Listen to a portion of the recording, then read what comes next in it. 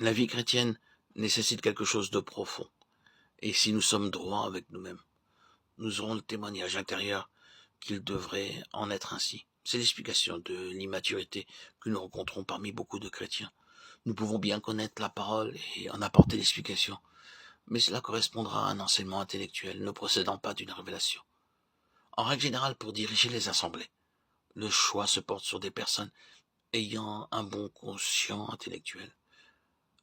Un maçon aura peu de chance. Prenons garde, ces appréciations viennent de l'homme et non pas de Dieu. Répétons-le, cela implique et nécessite une œuvre profonde. Nous devons être séparés de nous-mêmes afin d'être en constante relation avec le Seigneur Jésus-Christ. C'est la chose primordiale et incontournable. Si nous réfléchissons et considérons la situation dans laquelle se trouve le peuple de Dieu, nous constatons le grand dommage de la mondanité dans l'Église. Cela cause un dommage considérable alors que nous devons être le peuple du témoignage, des références, des gens exceptionnels, parce que nous avons une vie que les autres n'ont pas.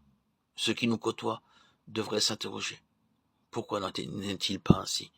Nous sommes témoins des problèmes auxquels le peuple de Dieu est confronté. La cause ne se trouve ni dans mon frère ni dans ma sœur, mais en moi-même.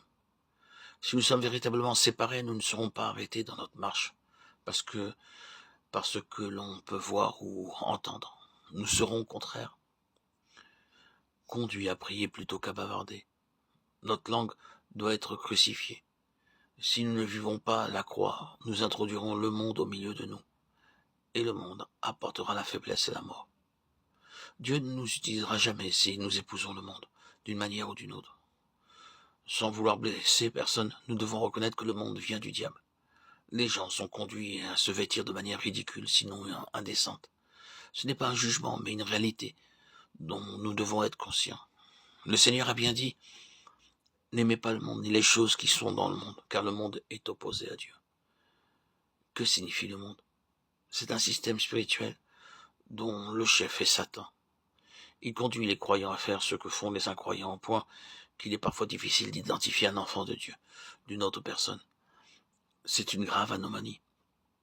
Tout ce mal vient de l'âme, et le problème se trouve dans l'âme de tout homme. Que devons-nous apprendre?